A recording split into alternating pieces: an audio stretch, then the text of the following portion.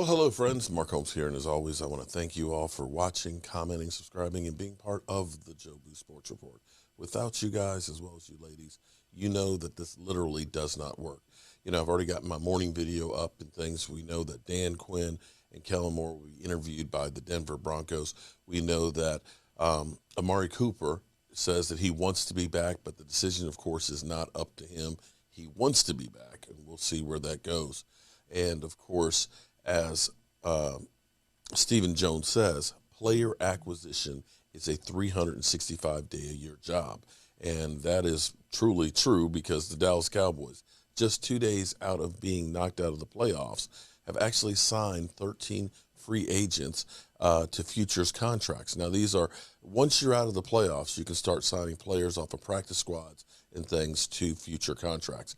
And some of the great news, if you remember watching Hard Knocks, Isaac Alacon, the international player, was signed to a new contract with the Dallas Cowboys. Linebacker Devontae Bond, cornerback Kayron Brown, tight end Ian Bunting, Aveste Collins, Tyler Coy, safety. Ben DiNucci from JMU comes back. I guess the pizza spot will be put on hold. Robert Forster, wide receiver. Jaquan Hardy, you remember Mr. Contacts? His contacts got knocked out during Hard Knocks. Braylon Jones, cornerback. Running back Nick Ralston, another fan favorite. Wide receiver Brandon Smith. And running back Ito Smith.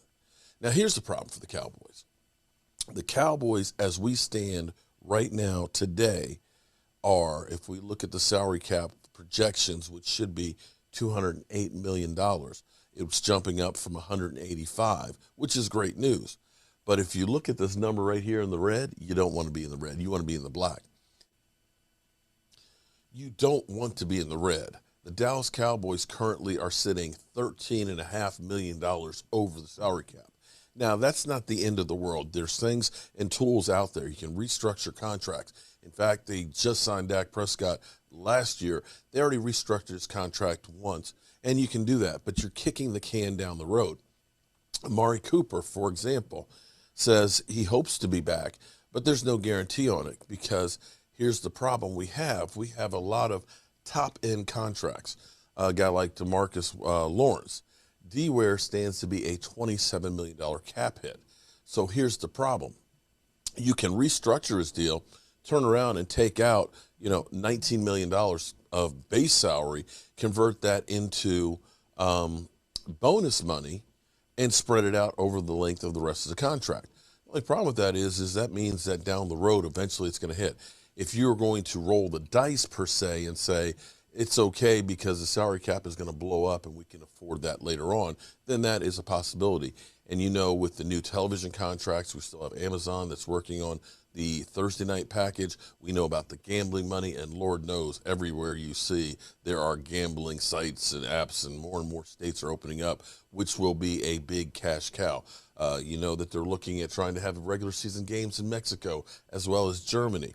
So you can look at that and say, all of those things will add to the gross revenues of the NFL, and the NFL's players get 48% of it. So the salary cap is going to balloon quite a bit in the coming years. So that's one way you can do that.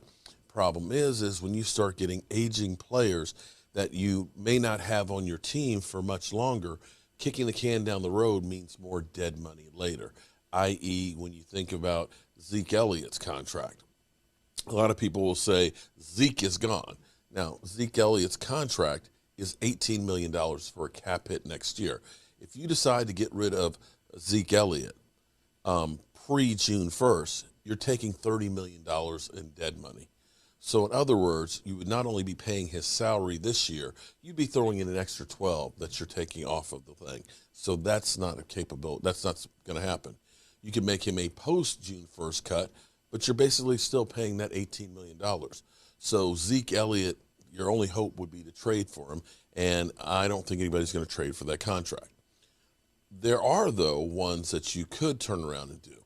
For example, Demarcus Lawrence, who is $19 million as a pre-June 1st cut, ends up being, if we go ahead and change the date, I love this. They've got this interactive now so you can go through it.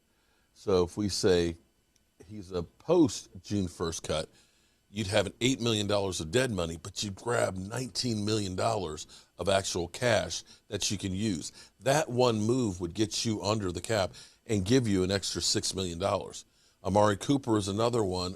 Unfortunately, I don't think they're going to do that because you look at what happened with Michael Gallup and losing him, and CeeDee Lamb still needs to toughen up a little more. However, that's $20 million. That's possible right there.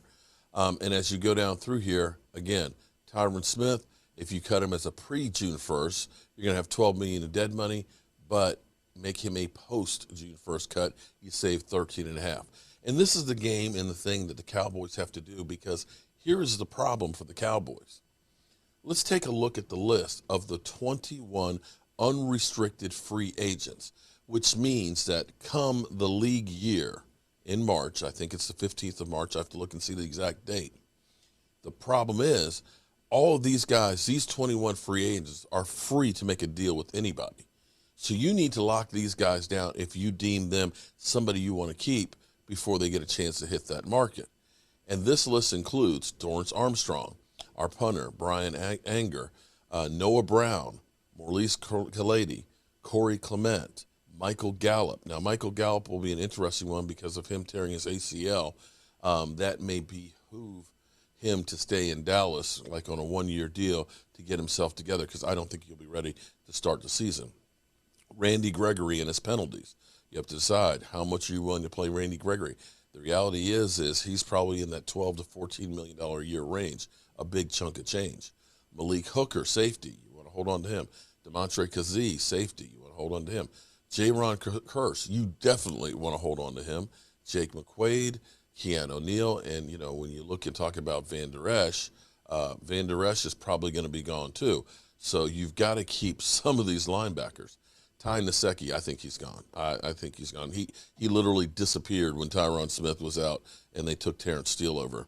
Dalton Schultz, Jeremy Sprinkles, Malik Turner, Brett Urban, Leighton Vander Esch, Carlos Watkins, Connor Williams, and Cedric Wilson. I know a lot of you will say, get rid of all of them, they're all bums, but see, you can't turn over the whole roster. You still need to keep some of these guys because you need some players. You can't get them all from the draft, and we don't have the 4 compensatory picks that we had this year. We have 1 thanks to Andy Dalton leaving. So the Dallas Cowboys have some really hard decisions to make. And as much as we look at this right now and say, oh, it's the offseason, there really isn't any offseason when it comes to the NFL, because these things need to be in place before that March 15th on guys that are going to stay and guys that are going to go, because you have to be under that cap number come day 1 of the league year. So we'll see what happens in the course of the next few days and next few weeks. You're going to probably start seeing the Cowboys start making some negotiations on guys like Randy Gregory that they deem ones that get back. So we'll see where we go with that.